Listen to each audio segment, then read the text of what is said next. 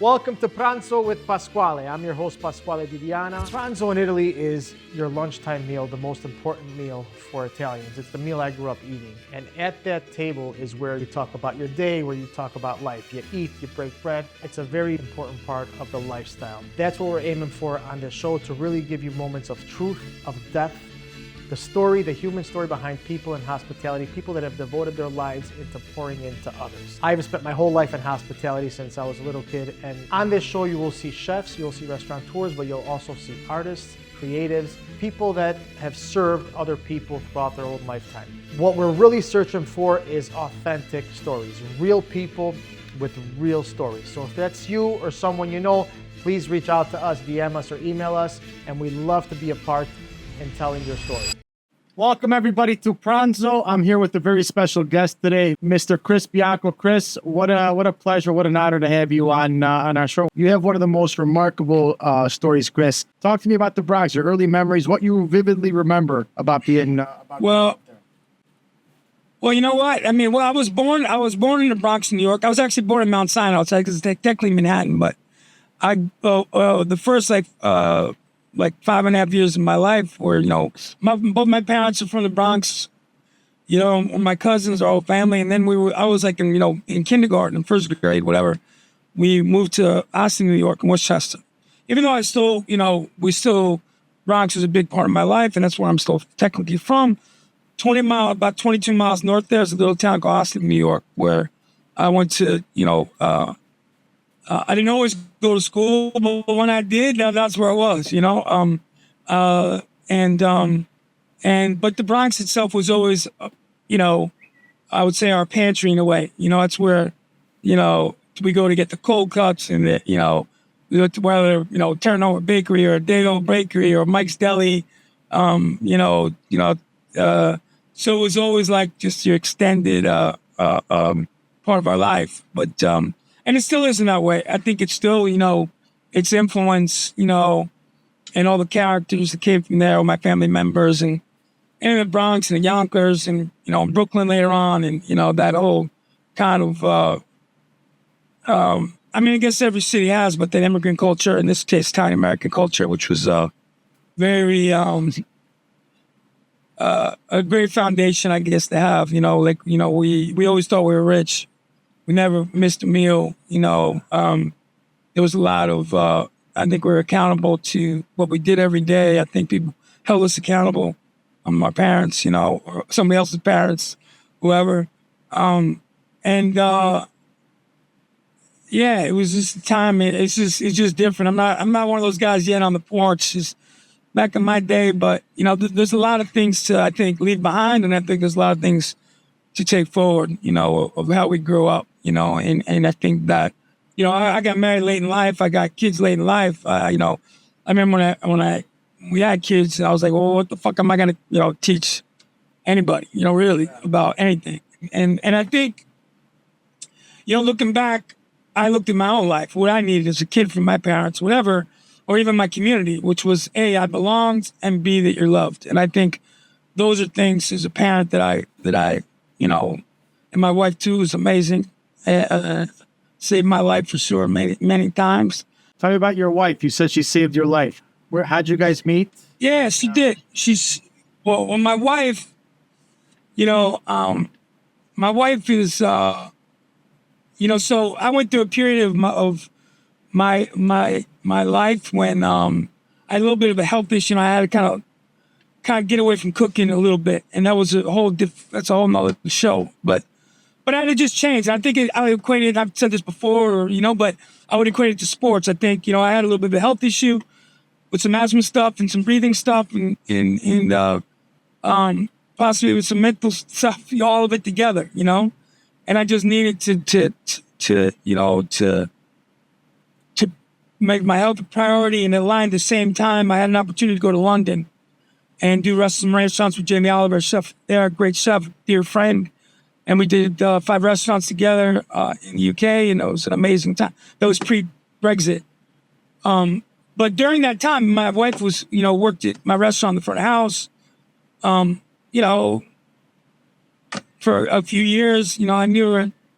Obviously, she knew me, but as friends and as things happen over time, one thing leads to another. And, I don't know. I'll tell you this about my wife. And I think she wasn't that nice to me. And I say this a lot, but she was very nice to me.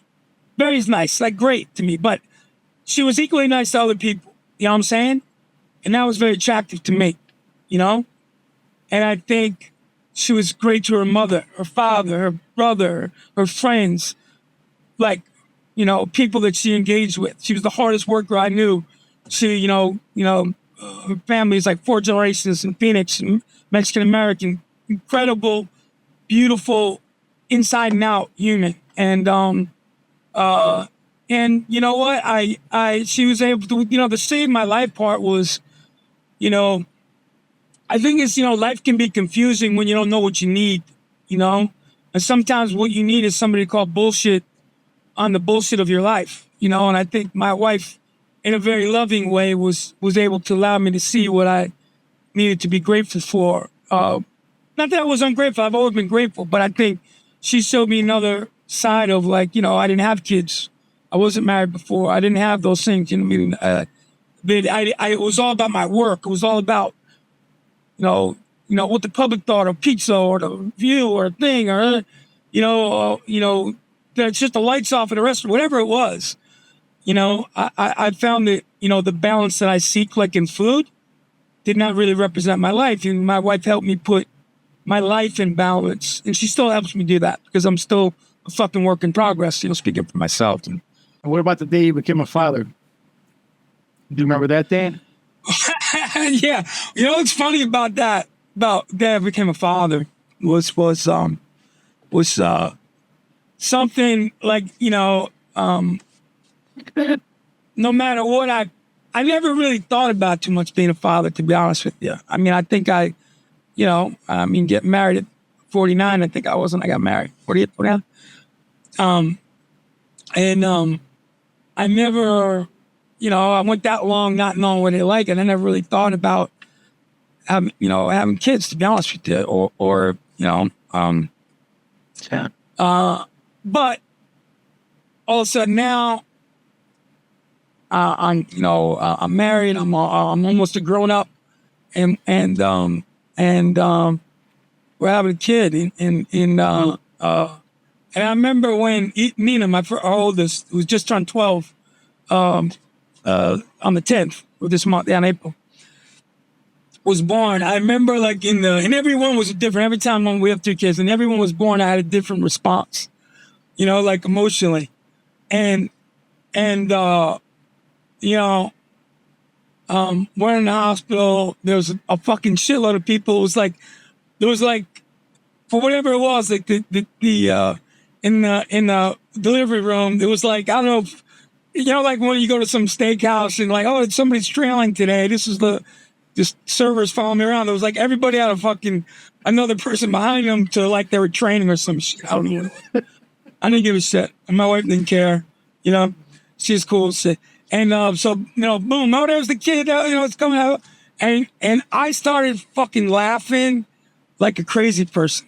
Like, it was hilarious. Like, if you told me if I was drunk, high, whatever, tripping on acid, whatever, I wasn't on any of those things at the moment. But it was so fucking goddamn funny, something about it. I don't even know what funny is. It wasn't funny, but the emotion was, I guess it was emotional, but the thing that came out, everyone looked at me, and I'm crazy, I guess, but everybody like, holy shit, this fucking guy's crazy. And my wife was already used to how crazy I was, so she was not alarmed at all, but I couldn't, to a rollover, like I'm 5 years old watching Bugs Bunny or something, it was amazing. And just to see this thought become humanity and breathe and take that. It was just it was overwhelming. It was pretty cool. And then, being a father, I think about that a lot now. Then, I was kind of overwhelmed. What am I going to do? What am I going to teach? What am I going to teach anybody? And I realized that, I looked at, wait a minute, I was 5 minutes ago. I know the calendar says otherwise, but literally for me, 5 minutes ago, I was a kid. I know exactly what I needed. And I was lucky enough to get that, which was I was fucking loved and I had a place where I belonged. So I knew if I started that, I can love the shit out of this kid, and so can my wife. And I can provide a space for them to be safe to the best of my ability from the ills of the world. And I can arm them with things that I think, when they're at a fork in the road, to help them beyond my physical time here, to get them to take the right path, That's all I had to do. I didn't have to worry about teaching them fucking algebra and fucking shit that I had I don't know, what do I know? But I know how to love, that's what I knew. I know how to give a fuck. I know how to care about you. I know how to worry about things that deserve to be worried about. I know how to, I knew how to let something bother me, which, which maybe it should. And I'm still not good at letting things bother me, but I'm still a work in progress. So I think it became easier when I realized that my role as a father was really to be an example to my kids. The world's going to, for better or worse, is going to fill in the blanks. But if they're incapable to receive, the world's, kind of cliff notes on it's a heavy lift, Who's someone that for years you admired, watched their work, and then eventually you met? So one night in my restaurant, I was in Pizzeria 20 years ago, probably. And it was a year before he passed away, but Jean-Louis Paladin, Daniel Boulou, Michel Richard, and I think that was it. There might have been one other one, but all French chefs. Roberto Donna, actually, from D.C., one Italian, came in, and all great chefs. And what the fuck are you gonna make these guys? They ate everything, right? They've been everywhere. Yeah, all together. Yeah, they all ate at the same time. It was one table. They were in town for like a charity event or something. I don't know. And I never met any of them at that time before. Danielle maybe for briefly, but I came and I remember like, what am I gonna make for these fucking guys? I was always very adamant, like, I'm only gonna feed you what I can feed everybody. Like, I don't want to like pull some fucking fake, some magic truffle or use the good oil. Like, I only use really good fucking oil. I mean, no disrespect to other oil, but we use beautiful single varietal Pranzo or Cortina olive from Puglia, where my family comes from. So they're all there, and I'm thinking, I want to make these guys. They had everything. I wouldn't even ever attempt to impress them. But I remember I just let them order, and they ordered very simple pizzas. And I remember Jean-Louis Paladin had a marinara, which is my favorite pizza, the least popular and the simplest. No cheese, wild oregano, freshly sliced garlic, and crushed tomato, just very simple. And then finished with beautiful bright olive oil. And I love that he, I don't know, that someone that cooked at such a high level took the most humble pizza, and that really showed me something, about his palate or his humility or whatever. And then he ordered slices of mortadella, and he wanted like 6 slices of mortadella, whatever. And I sliced them, to order nice, and he folded them like handkerchiefs. And I watched him just kind of, I was like, I never used to leave the kitchen back in the day. I was always wanting to be camped at the oven. But I remember like catching him eat just to see if, he was making a face. Maybe they didn't like it. I don't know. But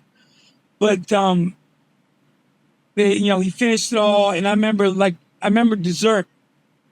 Again, what am I going to make these guys? Michel Richard, Daniel Boulou. I mean, obviously, great chefs, great, great pastry chef. I mean, reference being French, all that stuff.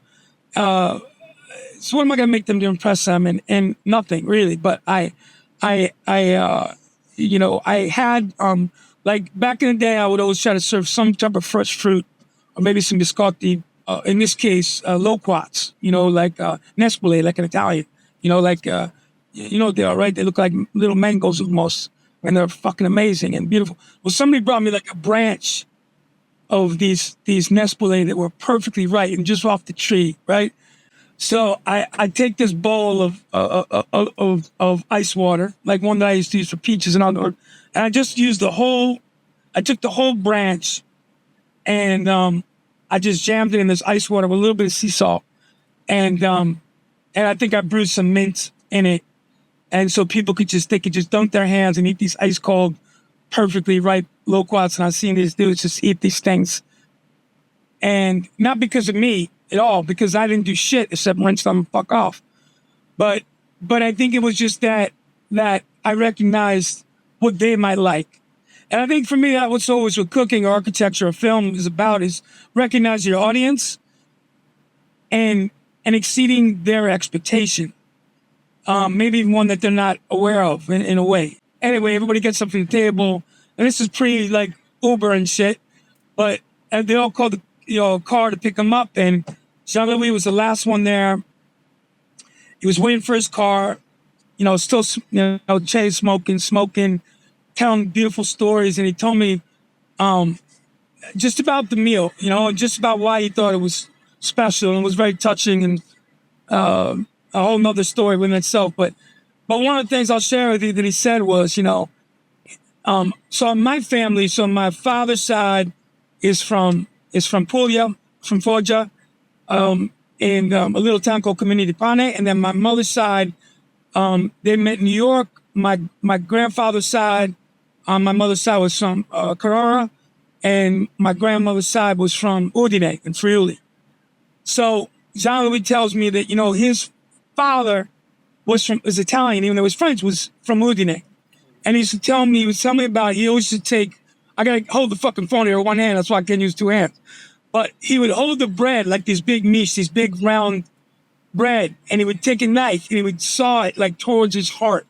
And he said, my father, he always take and cut the bread towards his heart and then drop it, and then we'd hit it with Santagnelli and whatever. And it was just such a poetic, gesture of random connectivity to, a place where even though all the food I had growing up was from the South and from Puglia, it made me want to explore that part of the world a little bit more on my mother's side. And I got to do that, kind of pushed by that experience a little bit more. But anyway, there's lots of stuff like that. Not really, I don't know. There's been a lot of people that I've been blessed to share oxygen with, How about actors or musicians? Anybody that was surreal? You were surprised they just showed up? I mean, from Jimmy Kimmel was a dear friend, a brother, 24 years ago, came in and, in a lot of ways was a long lost brother. And, he had a similar story from New York, came west, he went to Vegas, his family, his family's half Italian, from Ischia, and just everyone's a character and just hilarious. And just one of the best person on the planet. Phil Rosenthal, a good guy, been a dear friend for a very long time. Nancy Silverton, I don't know, Jack Nicholson, I don't know, a lot of people, Jerry Seinfeld. I mean, a lot of people that I've been blessed to feed, and a lot of people you never heard of that made an equal impact in my life in some way. I've fed people. I've fed people the last meal. To be honest with you, some knowingly, some unknowingly. Feeding people is an incredibly intimate act. Not to be all healy-feely about it, but I think energetically, when you're happy where you are, when you bought things from good people, you don't have to fucking get them at the fucking, some bodega that had no disrespect, I love the bodega, but some place that's got olive oil on the shelf for 20 years with, that's been repacked somewhere else, or, but when you use things that,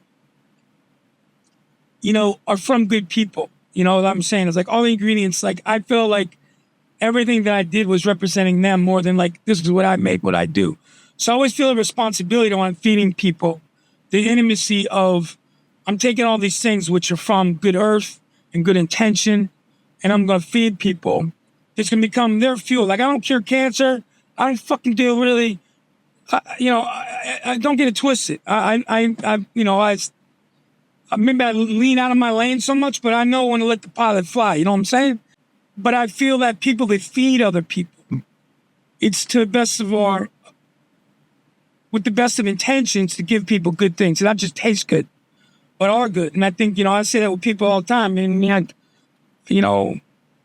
beautiful gets fucking ugly quick when it's got a black heart, when it's got a dark side, you want to like light and love, and kindness, is beautiful. We're attracted to things that are physically beautiful to some extent. I mean, I just know, I thought about a lot of things over the years, and I think, that's one thing about pizza or bread making. It's like a hurry up and wait.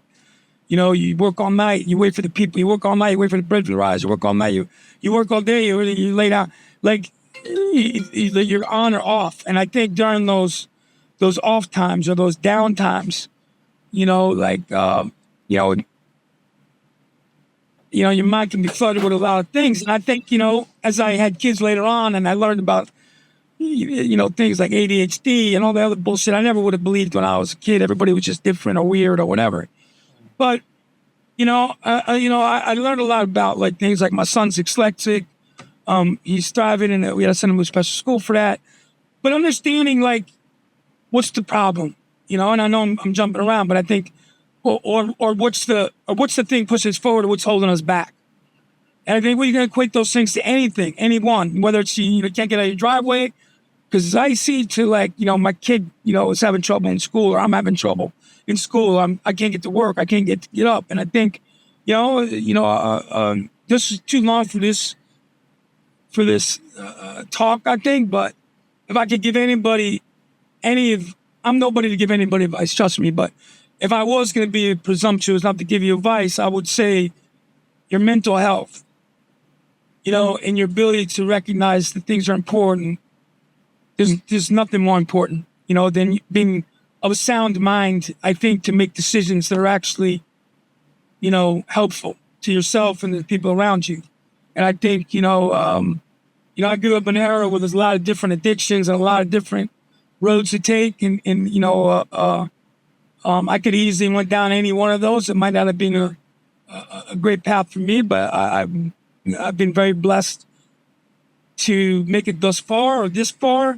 And also know, like, you're always a bad turn away from fucking it all up, look at any politician or whatever. Don't think you're ever above the, or whatever. I mean, even in this even if you get away with something fucked up now, I don't want my fucking kids, my grandkids, whatever, have to live with some type of bullshit, some body that I buried or somebody that I burnt, years just because I'm dead. I think that karma or that whatever, I want good karma. I want to think good things of people. I don't want to talk shit about people. I want to do good things. I want to make good things, make good things. And I want to make life easier for easier than I found it for all I can, Chris, how do you stay so humble?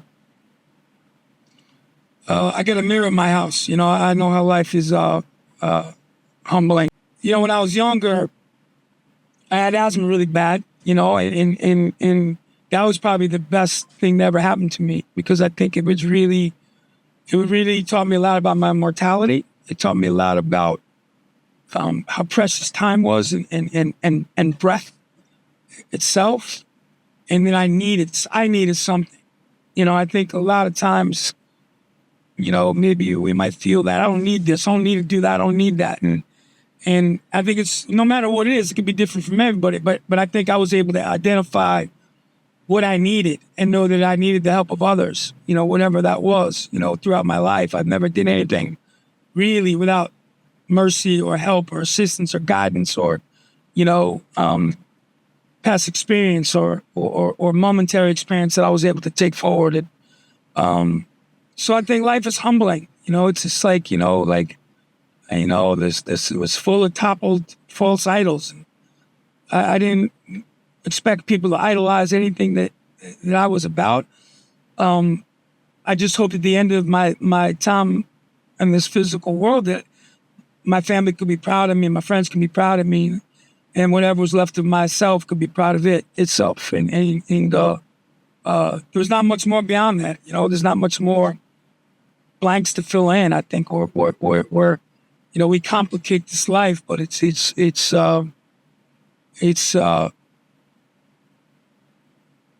pretty simple. My father was somebody. We moved to Westchester, and we went to this little town, Ossining. He'd park his cars. He still worked in the city, so he would drive 2 miles out of the way to get home because he wanted to see something beautiful, And I think that was really helpful in my life, just sometimes 10 minutes out of your way to find something beautiful, and have it feed you in that way. I think is important, whatever it is, we all have different things, so I can't do anything but tell people to find their way home, find their road home and find, when they get there, what they want it to look like.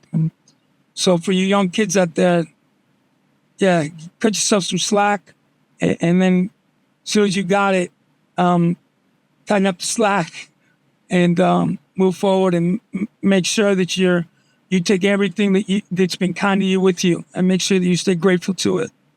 And hopefully that'll be with me always, and I'll be with it. So 2003 was your first James Beard Award. Am I right? Yeah. That's the rumor. That's the rumor. I still, it's crazy. You're the first, pizza guy. So how did that happen? How did they notify you? To be brutally honest, I was never thinking about any awards or anything. I just wanted I wanted the respect of my peers, no doubt about it. I didn't, not that I didn't care about everybody's opinion. I did, but I thought it was if I was a musician, I want other musicians to think I could play. If I was a writer, I want other writers. Whatever books I sold, shit book, whatever I wanted, my fucking peers that knew the struggle to come and say, you know what, man? I appreciate what you do. I see you out there. It was very surreal, It was because I never felt deserving of it. You know what I'm saying? Maybe to this day.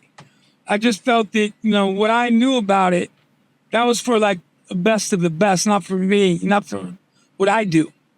And, and the older I got, I became somewhat defensive because in the beginning I was like, well, it's only pizza. And I'm like, why? Why not pizza?